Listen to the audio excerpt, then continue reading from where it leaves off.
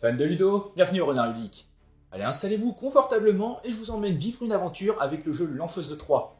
Ici, on va être sur un roll and ride semi-coopératif, ça peut être pour 2 à 4 joueurs, et on sera sur des parties d'environ 30 minutes.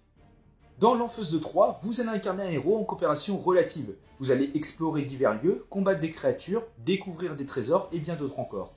Vous aurez un mode aventure où vous allez pouvoir faire évoluer votre personnage en lui faisant gagner des points d'expérience, et en vous rendant ainsi paré à toute épreuve.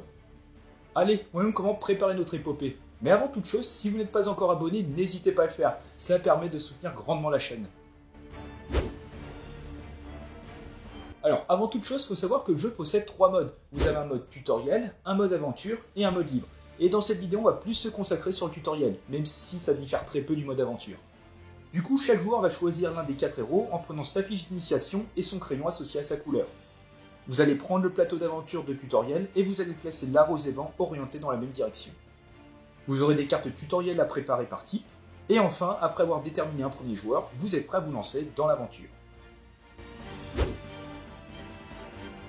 Pour ce qui est du tutoriel, pour remporter la partie, vous devrez être le héros avec le plus de points d'expérience après de sortie avant le temps imparti.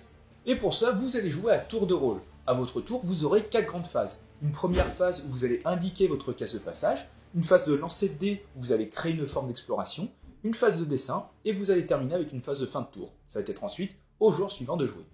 Lors de la première phase, vous allez devoir dessiner un point pour indiquer la case de passage de votre héros.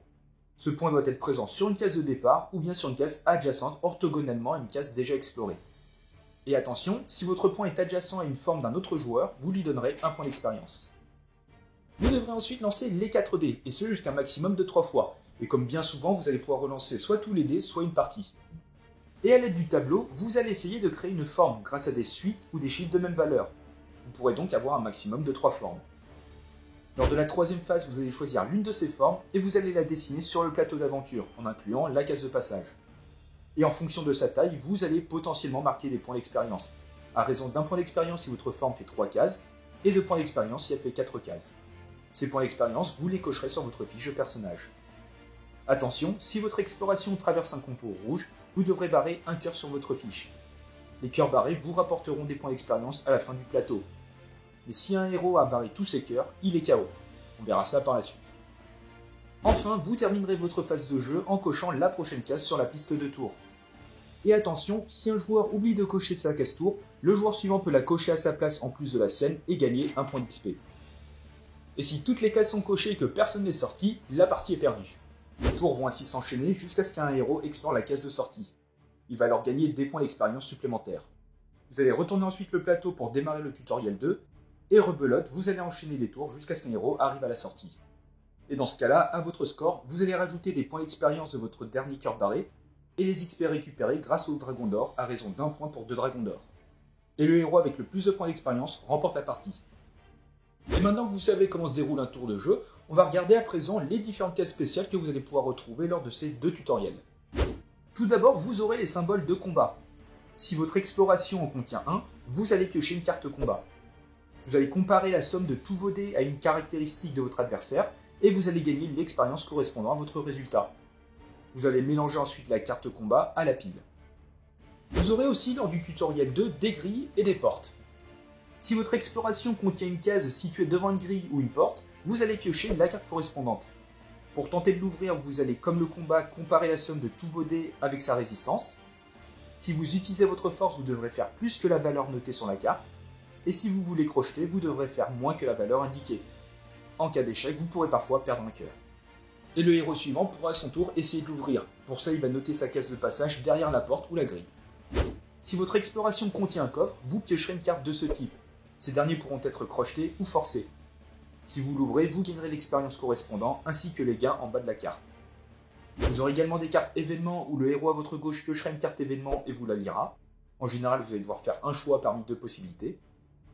Dans le deuxième tutoriel, vous aurez également 2 zones séparées par des pointillés. Le nombre d'XP gagné lorsqu'un héros s'appuie sur votre exploration va varier en fonction de la zone. Et vous avez des murs cerclés de rouge et qui sont infranchissables. Si votre exploration devait traverser un mur, vous ne dessinez pas l'exploration entièrement et vous perdrez un cœur. Donc voilà pour ce qui était du tutoriel. Et vous aurez également une aventure où vous allez vivre une épopée. Vous allez bien sûr incarner des héros qui auront chacun sa particularité. Et au fil du jeu, vous allez pouvoir accumuler des points d'expérience qui va permettre d'augmenter de niveau. Vous allez commencer bien sûr niveau 1, et lorsque vous gagnez un point d'XP, vous cocherez une case. Lorsque toutes les cases sont cochées, vous les effacerez et cocherez une case du mode aventure. Quand toutes les cases du mode aventure sont cochées, vous passez au niveau suivant. Et à noter que vous aurez également des capacités qui vont se cumuler au fil des niveaux. Au niveau 1, vos héros auront des compétences spécifiques pour agir sur les éléments du jeu. Au niveau 2, vous allez débloquer un pouvoir qui va agir sur les dés. Et au niveau 3, vous allez débloquer un nouveau pouvoir. Durant votre aventure, vous allez parfois trouver des obstacles. Seul le héros dont l'icône est représentée sur le plateau peut l'explorer. Vous trouverez également des marécages. Dès que votre exploration passe sur une case à l'extérieur du chemin vert, vous allez comparer la somme de tous vos dés en utilisant la force. Si la somme est inférieure ou égale à 13, vous allez retirer 2 dés.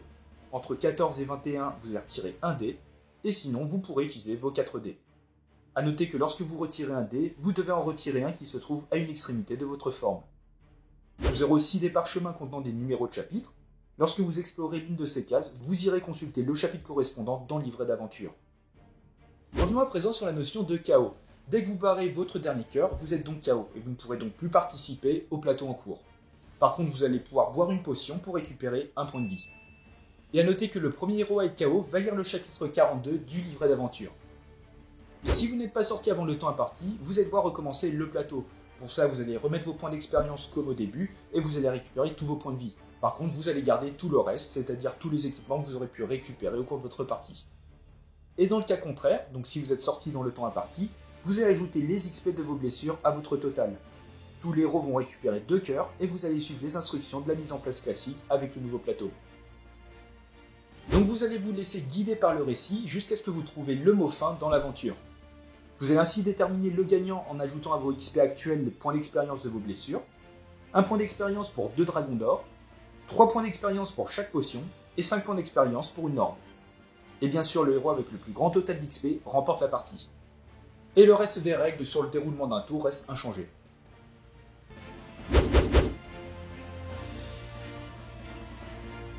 Et voilà, c'est la fin de cette vidéo. Donc désormais, vous êtes prêts à vous lancer dans l'aventure.